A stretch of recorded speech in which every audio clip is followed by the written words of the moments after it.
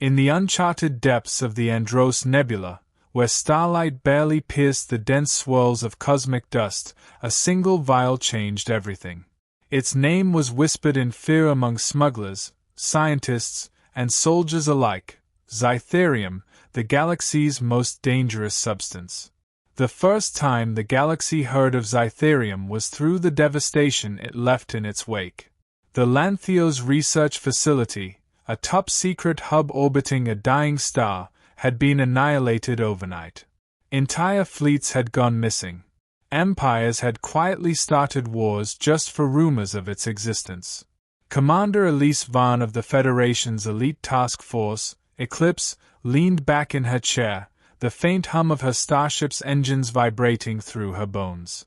The dimly lit war room around her buzzed with holographic projections, intel on a substance capable of collapsing entire civilizations.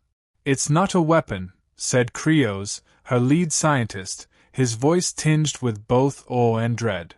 The hologram in front of him displayed molecular structures too complex for even the most advanced AI to fully decipher. "It's adaptable. Its properties shift depending on its environment.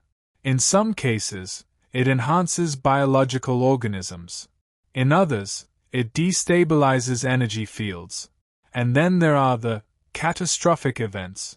"Define catastrophic," Elise said, her tone razor-sharp. Krios hesitated, glancing at the others in the room. An entire planet's ecosystem melted into chaos. Rivers turned acidic. The atmosphere ignited. Survivors, if you can call them that, became something else. The room fell silent. This wasn't just dangerous. It was apocalyptic. How did this Zytherium come to exist? Elise asked, her hands gripping the edge of the table. Krios shook his head. "We don't know. It's not natural. Some believe it was engineered by an ancient race, perhaps the architects. But their ruins don't mention anything like this." Elise stood, her eyes cold and calculating. "And now it's fallen into the wrong hands." "All hands are the wrong hands," Krios muttered. The Federation had intercepted a distress signal from a trade convoy near the nebula's edge. It carried a simple message: "They have it. Stop them." The convoy had vanished minutes later. Intelligence suggested that a rogue syndicate known as the Obsidian Veil had acquired a vial of Zytherium and was heading to an unknown location. If they succeeded in weaponizing it, no corner of the galaxy would be safe. Elise activated the ship's comms. "All hands, prepare for engagement. We're entering the Andros Nebula. Our target is the Obsidian Veil.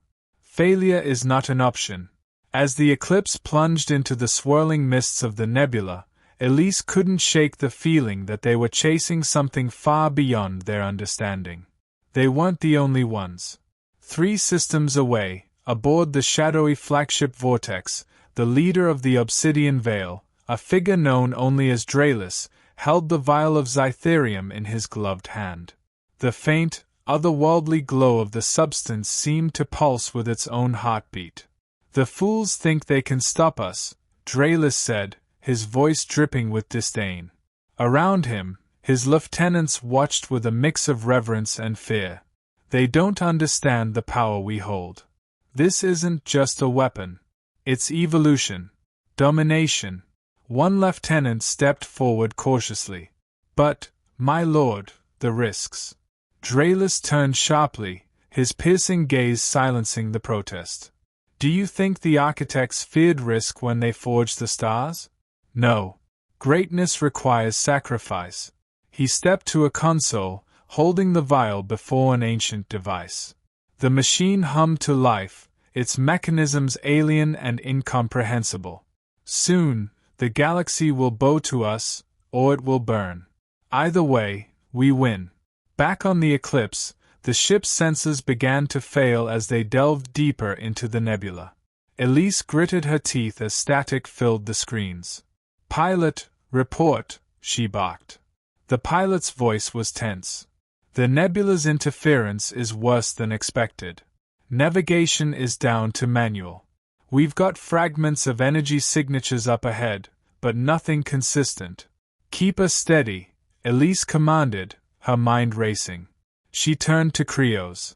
What do we know about Zytherium's behavior in environments like this? Nothing good, Krios admitted. The nebula's electromagnetic storms could trigger unforeseen reactions. We might not just be hunting the Obsidian Veil, we could be walking into a death trap. Elise smirked grimly. Wouldn't be the first time. As they advanced, the ship's proximity alarms blared. Out of the swirling mist emerged the twisted wreckage of a massive freighter, its hull scarred with strange, glowing patterns. The eerie sight sent a ripple of unease through the crew. Scans? Elise asked. Life signs detected, an officer replied. Barely. They are faint and unstable. Unstable? Elise frowned. Krios adjusted his monitor, his face pale. Commander, I recommend extreme caution. If Zytherium was here, it might have altered them. Elise didn't need further explanation. Prepare a boarding team.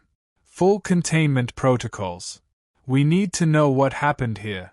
The boarding party stepped onto the freighter, their suits sealed tight against the unknown. The interior was a nightmare, walls pulsating with strange organic growths, air thick with an unnatural haze. Commander, one soldier reported through the comms, there's something moving. Elise watched the feed, her pulse quickening as shadowy figures emerged from the haze. At first glance, they seemed humanoid, but their movements were erratic, unnatural. Their eyes glowed faintly, their bodies twitching with involuntary spasms. Open fire if they approach, Elise ordered, her voice steady despite the unease crawling up her spine. One of the figures lunged, its speed impossible to track. The soldiers fired, the sound of plasma bolts echoing through the freighter. When the smoke cleared, the creature lay motionless, its body dissolving into a black, viscous puddle. Krios's voice crackled through the comms. Commander, that substance, it's reacting to the atmosphere. It's alive. Elise's jaw tightened. This isn't just a weapon. It's a plague. The realization hit her like a blow. If the Obsidian Veil unleashed Zytherium, it wouldn't just destroy, it would consume. Back on the vortex, Draylus smiled as he watched the chaos unfold on his monitors. The Federation's finest were already faltering, and they hadn't even faced the full might of Zytherium. Let them come, he said, his voice a cold whisper. They'll understand soon enough. The galaxy belongs to those who wield its most dangerous power. The Eclipse had survived the first contact, but the haunting wreckage of the freighter left Commander Elise Vaughn's team shaken. The shadowy humanoid figures, twisted by the effects of Zytherium, hinted at the unimaginable consequences of the substance falling into the wrong hands. The Federation task force had little time to regroup. The Obsidian Veil's trail was growing colder by the minute. Elise stood in the ship's command center, staring at the holographic display of the Andros Nebula. The swirling mass of dense gas and electromagnetic storms made navigation treacherous. The Vortex, the flagship of the Obsidian Veil, was out there somewhere, carrying the vial of Zytherium, and with it, the potential to unmake worlds. Krios, Elise said, her voice breaking the tense silence. How long before the trail dissipates entirely? Krios adjusted his glasses and scanned the data streams. We have less than 3 hours before the nebula's interference renders their energy signatures unreadable. If we don't find them by then, they'll vanish, Elise finished, her jaw tightening. And the galaxy won't be safe. On the vortex, Draylus paced the bridge like a predator. The vial of Zytherium sat in a reinforced containment unit, glowing faintly through the transparent casing. His crew worked in silence, the oppressive atmosphere thick with unspoken fear. Draylus activated a private comm link to his chief scientist, Rellan, who was deep in the vortex's laboratory. The lab's walls shimmered with holographic projections of molecular structures and alien equations. "Relin," Draelis said, his tone sharp, "how close are we to weaponizing it?" Relin hesitated, his many cybernetic enhancements flickering in the dim light. "Closer than anyone has ever been, my lord. But Zytherium is unpredictable. It adapts to stimuli in ways we cannot fully anticipate. Its power is immense, but controlling it—" Draelis interrupted with a snarl. "I didn't ask for a lecture. I asked for results." Relin nodded hastily. "Of course. The weaponization process is progressing, but if I may advise caution." "Caution is for the weak," Draelis snapped. "We're creating a new order, Relin. One where the Obsidian Veil rules unchallenged. Finish your work." As the comm link disconnected, Relin turned back to his monitors. The glowing substance in the containment field pulsed rhythmically, as if alive, and he couldn't shake the feeling that it was watching him. The Eclipse pressed forward through the nebula, its shields flickering as it navigated the volatile environment. On the bridge, the crew worked tirelessly to track faint energy signatures left by the vortex. "Commander," said Lieutenant Ferris, the ship's tactical officer, "we've picked up something, a distortion consistent with a cloaked vessel. It's faint, but it's moving deeper into the nebula." Elise stepped forward, her sharp gaze locked on the data. "It's them. Krios, how close can we get before they detect us?" "Not very," Krios admitted. "The nebula makes cloaking easier, but it also limits our senses. If we're not careful, we could stumble right into their firing range. Then we need to move fast," Elise said. "Prep the strike team. If they're weaponizing Zytherium, we have to stop them before they complete it." The crew moved with practiced efficiency as the Eclipse accelerated toward the faint distortion. The tension on board was palpable, everyone understood the stakes. Meanwhile, aboard the Vortex, Relin's experiments had reached a critical stage. The Zytherium sample was suspended in a containment field surrounded by a network of intricate devices. Energy pulses flowed through the lab, amplifying the substance's already volatile properties. "It's responding," Relin whispered to himself, his voice tinged with awe. He watched as the glowing material shifted, its color deepening to a menacing red. Data streamed across his monitors, showing unprecedented energy outputs. But as the process continued, the lab systems began to falter. Lights flickered, and warning alarms blared. The Zytherium's energy was destabilizing, and Relin realized too late that he had pushed it too far. The containment field cracked, a jagged line of energy surging outward. Relin scrambled to shut down the experiment, but the Zytherium reacted faster. It lashed out, a tendril of pure energy piercing the lab systems and triggering a chain reaction. On the bridge, Draelis felt the shockwave ripple through the ship. "What happened?" he demanded. One of his officers turned, their expression grim. "There's been a breach in the lab. The Zytherium." Draelis slammed his fist on the console. "Seal the lab. Contain it." The officer hesitated. "Sir, Relin is still inside." "Then he'll die with his failure," Draelis growled. As the vortex struggled to contain the chaos, the Eclipse closed in. Elise and her strike team prepared for a daring boarding operation.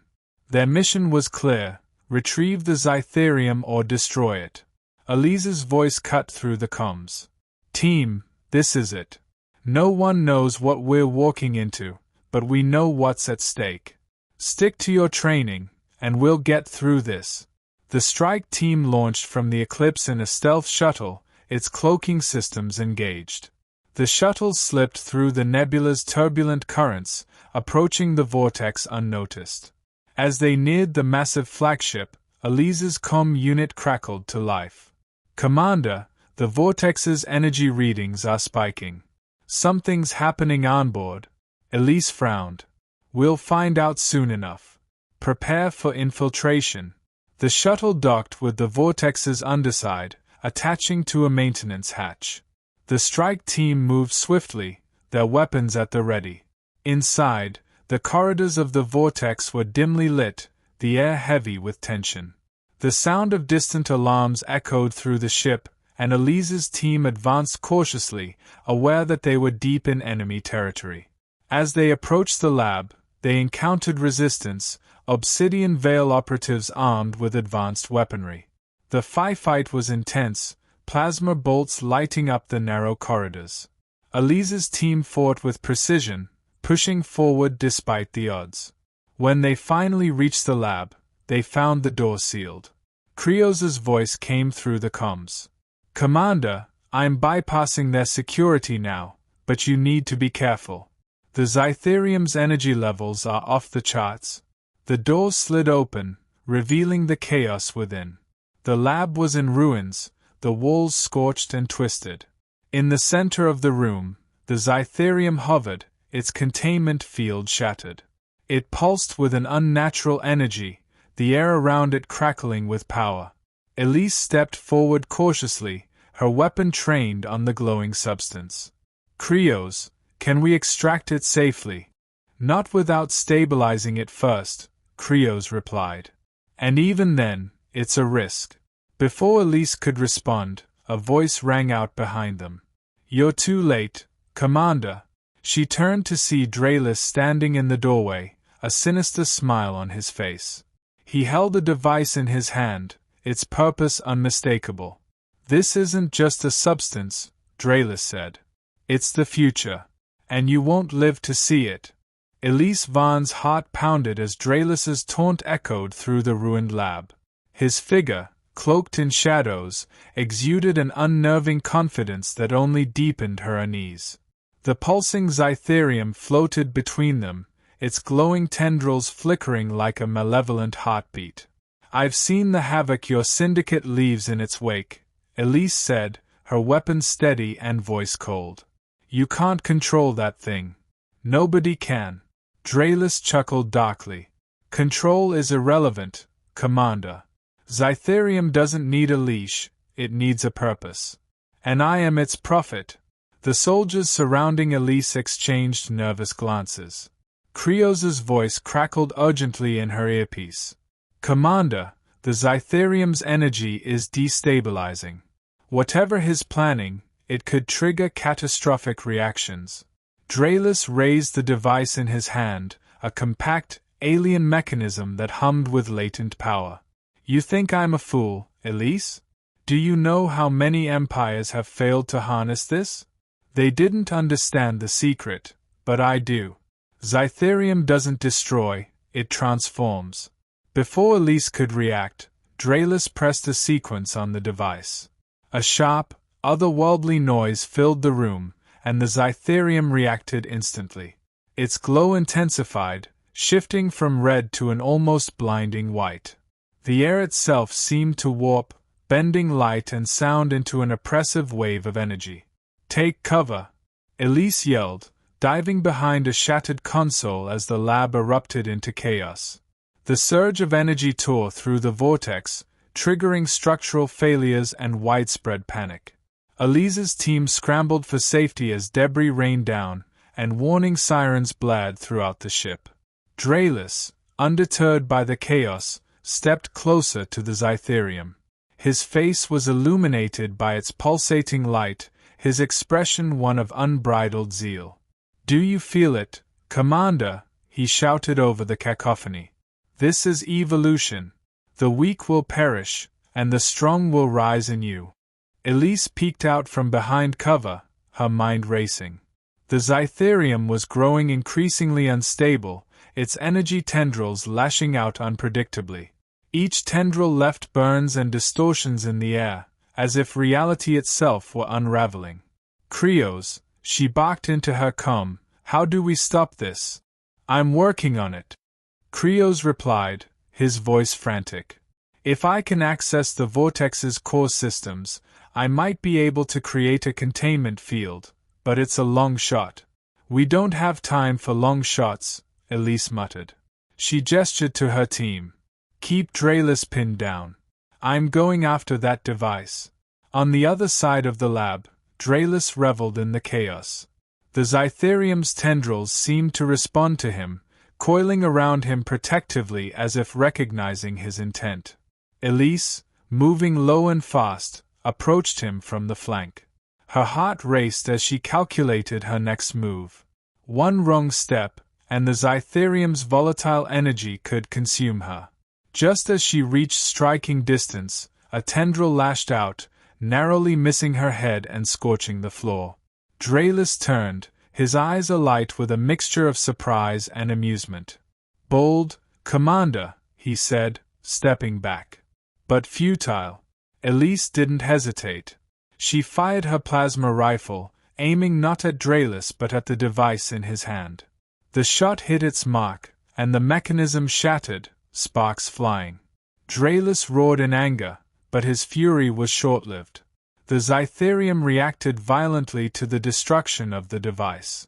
Its glow dimmed momentarily before flaring with unprecedented intensity. The room was bathed in an unearthly light, and the energy tendrils lashed out in every direction. Elise barely managed to dive for cover as the lab's walls began to crack and warp under the strain. On the Eclipse, Krios and the bridge crew monitored the escalating energy readings with growing dread. "Commander, the Zytherium is reaching critical instability," Krios reported. "If it goes critical, the entire ship, and everything within 100-kilometer radius, will be obliterated." Elise's voice came through the comm, strained but resolute. "Can you contain it or not?" "I need more time," Krios said. "Time isn't a luxury we have," Elise shot back. She turned to her team. "Fall back to the extraction point. I'll handle this." "Commander, you can't," one soldier began, but Elise cut him off. "That's an order." The team hesitated but complied, retreating through the ruined corridors of the vortex. Elise turned back to the lab, her gaze locking on the Zytherium. Draylus, wounded but defiant, staggered toward the glowing substance. "You think you've won," he sneered. "You've only delayed the inevitable. Zytherium will reshape the galaxy, with or without me." Elise didn't reply. Instead, she activated a remote beacon on her wrist. The Eclipse's targeting systems honed in on her location, preparing for an emergency extraction. As Draylus reached out toward the Zytherium, Elise fired a carefully aimed shot. The plasma bolt struck the base of the containment unit, destabilizing it further. The resulting explosion of light and energy engulfed the lab, and Elise was pulled upward by the extraction beam just as the vortex began to collapse in on itself. On the bridge of the Eclipse, Krios watched in stunned silence as the vortex imploded, the Zytherium's energy consuming the ship entirely. The nebula lit up with a brief, brilliant burst of light before fading into darkness. "Did she make it?" Krios asked, his voice trembling. Moments later, Elise materialized in the extraction chamber, battered but alive. She stumbled to her feet, her face a mask of exhaustion and determination. "It's over," she said, her voice hoarse. "But the fight isn't finished. Zytherium's out there, and we need to find it before anyone else does." The destruction of the vortex had been a victory, but it came with a bitter realization: Zytherium was not contained. Despite the destruction of Dreylus's flagship, scans revealed traces of the substance spreading through the nebula like wildfire. Even a small amount of Zytherium, unleashed without control, could have catastrophic consequences. Elise stood in the Eclipse's command center, her face illuminated by the soft blue glow of holographic displays. The data scrolling before her confirmed her worst fears: the nebula was destabilizing. "Krios," Elise said, her tone heavy. "What happens if this spreads?" Krios adjusted his glasses, his face grim. "If the Zytherium interacts with the nebula's core plasma storms, it could ignite a chain reaction. The explosion would tear through multiple star systems. Billions of lives." He trailed off, unable to finish the sentence. Elise nodded, absorbing the gravity of the situation. Options. We have to neutralize it, Krios said. But standard containment protocols won't work. The substance has evolved, it's reacting to the nebula's energy fields in ways we didn't anticipate. Andralis? Elise asked. Krios shook his head. No sign of him in the wreckage. If he escaped, he'll be regrouping, but he won't get far without Cytherium to exploit. Elise turned to the crew. We can't wait for him to make the next move. Prep the ship for deep nebula navigation. We're going in. Navigating the Andros Nebula was akin to flying blind.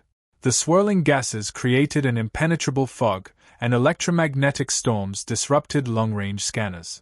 The Eclipse moved cautiously, its shields absorbing the brunt of the turbulence. Energy readings increasing, Krios reported from his station. We're getting close to the source of the Cytherium outbreak. Elise stood at the helm, her eyes fixed on the viewscreen. The swirling hues of the nebula were beautiful but menacing, like a cosmic storm ready to erupt. Commander, said Lieutenant Ferris, her tactical officer, we're detecting movement ahead. It's faint, but it's consistent with a cloaked vessel. Dralis, Elise muttered. The ship's intercom crackled as Krios's voice came through. Commander, we're detecting another anomaly.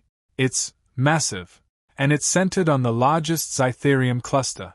The viewscreen shifted, displaying a live feed of the anomaly. At the heart of the nebula, a colossal energy vortex swirled, glowing with an eerie crimson light. Tendrils of Cytherium snaked out from the vortex, spreading through the surrounding gas like veins of fire. Whatever that is, Krios said, it's not natural. The Cytherium is feeding it. And if we don't stop it, Elise said, it'll consume everything. The Eclipse approached the vortex cautiously, its shields at maximum power. Elise gathered her team in the ready room, briefing them on their next mission. Our objective is twofold, Elise said. We need to disrupt the Cytherium's spread and neutralize the vortex. Krios believes the energy field at the core is unstable enough to collapse if we overload it. One of the soldiers raised a hand. And if Dralis is still out there? Elise's expression hardened. Then we end this. Once and for all. The team suited up, their armor reinforced to withstand the nebula's harsh environment. They boarded a heavily shielded shuttle designed for the hazardous conditions and launched toward the vortex. Inside the shuttle, tension ran high. The closer they got to the vortex, the more unstable their surroundings became. Violent energy surges shook the craft, and the Cytherium tendrils seemed almost sentient, lashing out as if aware of their presence. Brace yourselves, the pilot called out. We're entering the vortex's outer edge.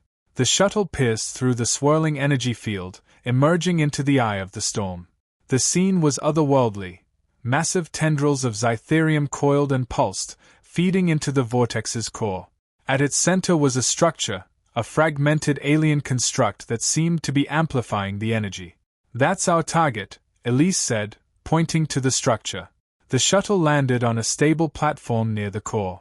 The team disembarked, weapons at the ready. The air was thick with energy, and every step felt like wading through a storm. As they advanced toward the core, a shadowy figure emerged from the haze. Dralis, Elise said, her voice cold. He stepped forward, his armor scorched but intact. In his hand, he held a glowing shard of Cytherium. You don't understand, Elise, he said. This isn't destruction, it's rebirth. The galaxy will thank me. Elise raised her weapon. You've killed enough people for your delusions. It ends here. Dralis laughed, his voice echoing eerily. You think you can stop this? Cytherium isn't a weapon, it's alive. And it's chosen me. The final confrontation was explosive. Dralis unleashed the full power of the Cytherium shard, its energy warping the environment around him. Elise's team fought valiantly, dodging energy blasts and returning fire, but the Cytherium tendrils made every step a battle. Elise broke through the chaos, charging directly at Dralis. Their weapons clashed, plasma meeting raw energy in a blinding explosion. Look around you, Elise. Dralis shouted, gesturing to the vortex. This is the dawn of a new era. You can't stop it. Elise gritted her teeth. Watch me. With a final, desperate push, she overpowered him, shoving him into a mass of Cytherium tendrils.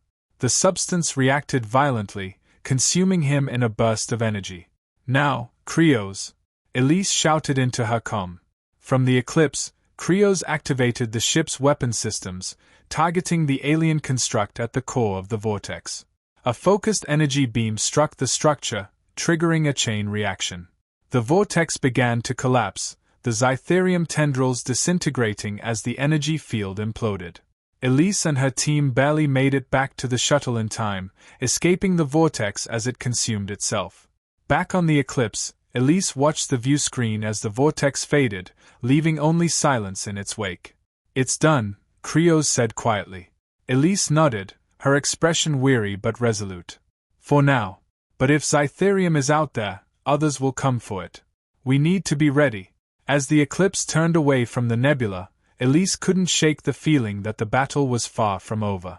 But for the moment, the galaxy was safe, and she would ensure it stayed that way.